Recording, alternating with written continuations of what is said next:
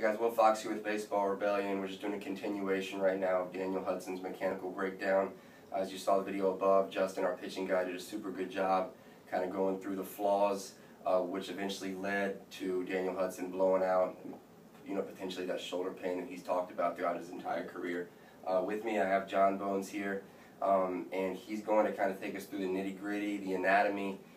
Justin did, like I said, a good job at going through the motions and how he got to these injurious positions. Right now we're going to talk a little bit more about what's going on with the joints, and I'm going to use the nature of the UCL ligament, where it attaches, to support my case here, and also a few physics terms such as inertia, to talk about the extra stress added on the shoulder. Okay, so just to throw a few numbers here, I am first and foremost, I am aware that the nature of throwing a baseball is unhealthy, but there are mechanical factors that lie within the skeleton that give us a better opportunity not to get hurt. Okay, I realize that the elbow is rotating at 2,000 to 3,000 degrees per second in the throwing motion, the shoulder at 6,000 to 7,000 degrees per second.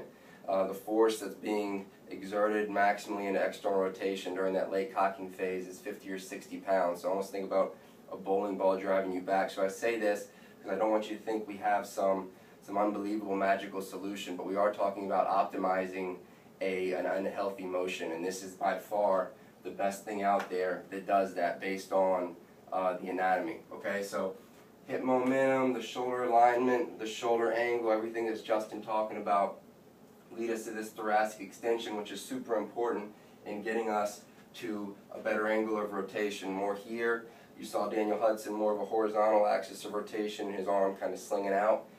Kuroda's more supported, coming through than oblique axis of rotation. Okay, and that's actually going to put our arm in a much more stable position, as we're going to talk about in a second. But overall, end result is less stress on the elbow and shoulder, which is something that we should be after 100% of the time, because, and the GMs know better than anybody else out there, because they're the ones spending 1 or 2 mil on guys on the DL. So super important concepts. Let's go over to John Bones and talk a little bit more and get into the anatomy. Okay, so if we have, let's say, Hudson here, for example, okay, and let's say this is his axis of rotation, his arm's swinging out. At that point of layback, and he's progressing towards the plate, okay, his arm is doing something here at the elbow called abduction. So if you notice, everybody knows the elbow has a lot of flexion and extension. Okay, this is something that the body does well at. There's a lot of degrees of freedom here. There's not much there, and that's something that's going on. The further you get out here, and ironically this is the point, if you get tested clinically for this tear, this is the position they use, because this is the best way to put tension throughout that ligament.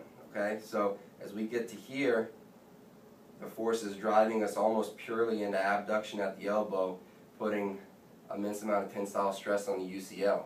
So if you want to get hurt, this is a really good way to throw a baseball. More Kuroda, better rotation angle, arms coming through. Now the only difference is he's coming through here, his arm's going to release like that.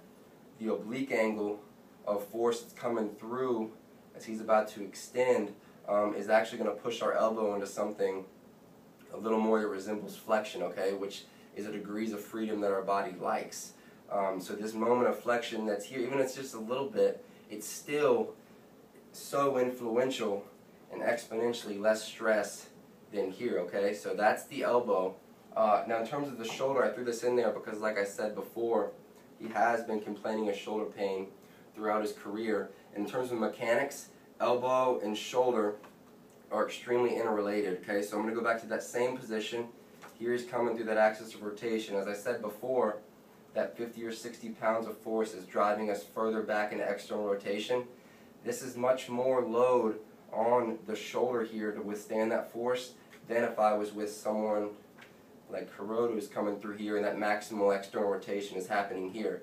The simple inertia tells us that this massive rotation is much closer to the axis here. So if I'm pulling back as hard as I can at the shoulder, this is much less stress at this joint than if I was a guy like Hudson, who is exerting all that force out here. It's only intuitive that the body has to come up with way more out here. Okay, so these are just the two factors of many, not including his prehab, which is out of the scope of this video, that he could have totally changed his path and decreased his chance of injury significantly if he just made a few adjustments.